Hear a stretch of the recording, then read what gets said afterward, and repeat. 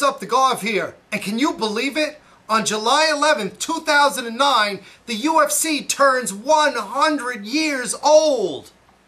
Happy birthday, UFC. Happy birthday to you.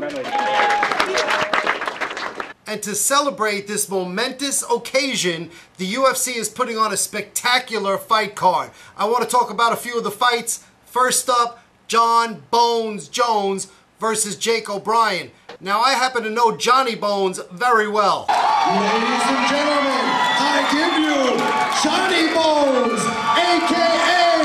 Sexual Chocolate Jones! Jon Jones has made a huge splash in the world of mixed martial arts. That's because not only is he a fighter, the way he throws his opponents around, he's a human thrill ride. And when he was tossing around Stephan Bonnar, to us, it looked like this. UFC, fuck yeah! But to Stephan Bonnar, it looked like this. But Jones has also been working on his striking.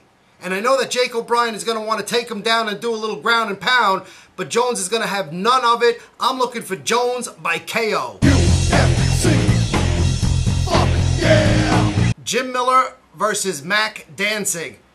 Jimmy Miller's another fighter I've known for a long time. He's a good friend of mine. He's coming off a very tough loss against Gray Maynard, and he's going to be looking to seek revenge against Mac Danzig. And I'll tell you something, this is not going to be pretty. In fact, I think this fight is going to look a lot like the fight that Mac Danzig's dad, Glenn Danzig, had against that Northside King singer. Fuck you, motherfucker!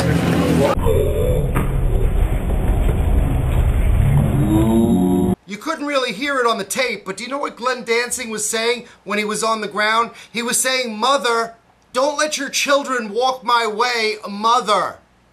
Okay, but unfortunately for Mac Danzig, the apple does not fall far from the tree, and he is going to get knocked out by Jim Miller. UFC, fuck yeah! Mark Coleman versus Stephan Bonnar. Man, I feel sorry for Bonnar. First Jon Jones, now Mark Coleman. I mean, what did he do? Did he kill Joe Silva's dog or something? This is ridiculous. Bonnar is walking around on very unsteady legs. He's still messed up from the Jones fight. He's got a bad case of motion sickness. And now he's got to face the Hammer? And this is the best Mark Coleman there ever was. I know he lost the fight to Shogun, but he put a hurting on Shogun. In fact, my correspondent from thegarv.com down in Brazil just told me that Shogun just got out of the hospital yesterday after the beating he took from Coleman.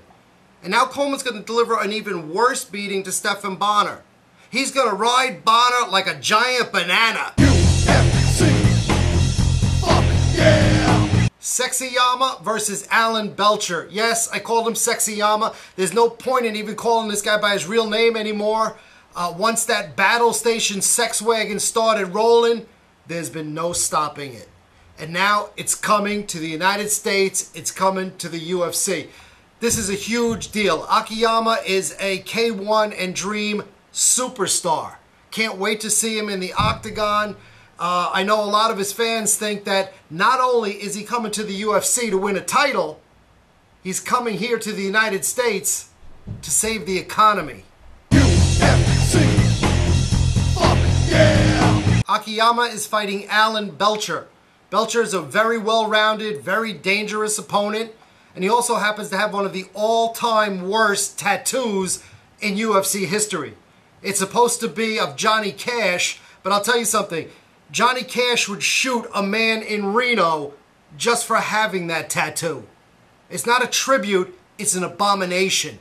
And I know what you're thinking. Hey Garv, so what? What does Belcher's tattoo and Sexy Yama's sexiness have to do with them fighting? And the answer is absolutely nothing. So forget I said it. Here's the difference in the fight. Akiyama happens to be a master of the judo chop. And he's going to use it with great effect to pound out a decision against Alan Belcher. UFC, fuck yeah! Dan Henderson versus Michael Bisping. Just the other night I was flicking through some TV channels and I came across the movie Braveheart. Braveheart is the true story of a guy who lived in the 1300s in Scotland by the name of Mel Wallace. And all Mel Wallace wanted to do was to be left alone, to be able to live his life in peace, to be able to be tender with his wife on their wedding night.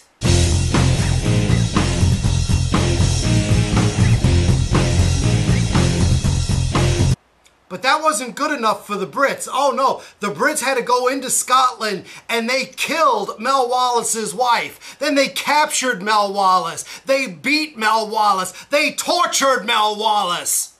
And at one point, they even cut off his penis. And now, Michael Bisping wants to come to America and do the same thing to Dan Henderson. Well, I'll tell you something. It's not gonna happen. There is nothing Bisping can do that will make Dan Henderson quit inside that octagon. Bisping could catch Hendo in the most inescapable submission of all time, and Hendo will not tap. You know what he'll do? He'll do this.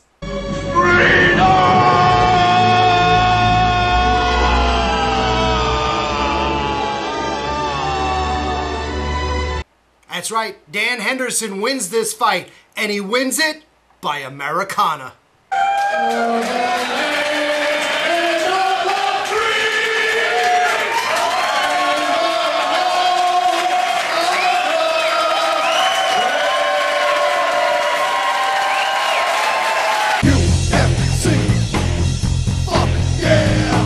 John Fitch versus Paulo Thiago. Thiago opened a lot of eyes with his stunning knockout of Josh Koscheck. I'm not going to say that that knockout was a fluke, but you're not going to see anything like that against Fitch. Fitch is going to dominate positionally. He's going to stay away from any subs, and he's going to look really good winning a 3-round decision against Paulo Thiago.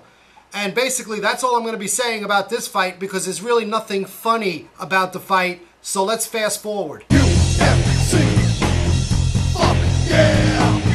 Thiago Alves versus George St. Pierre. GSP is a great UFC champion, very well-rounded game. If guys like Fitch and Hughes and Koscheck are called blankets, GSP is a space-aged quilt. He's great on the feet and he's even better on the ground. Thiago Alves, though, has a secret weapon. That's right, Thiago Alves plans on wearing his TheGarv.com hat in the octagon during the fight.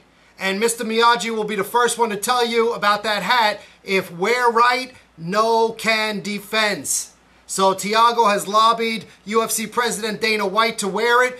Dana told Thiago that it had to check with the commission. The commission told Dana that they'd have to check with the Garv. So this thing looks like it's a go. Thiago Alves by TheGarv.com hat beatdown. Brock Lesnar versus Frank Mir. This is a rematch. Mir won the first match with a submission, something called a knee bar. Now they're having the rematch, and Brock made some headlines this week when he told a reporter that he has the body of a black man. You know, with the passing of Michael Jackson, I think it's time we let Brock know it don't matter if you're black or white. What matters is if you can fight. And Brock Lesnar can fight. And he's going to win this fight with Frank Mir by something I call a rock out with his swak out. And how he's going to do that, he's going to take the swak right off his chest, put it in his hand, look at Frank Mir's head, and then beat it, beat it, beat it, just beat it.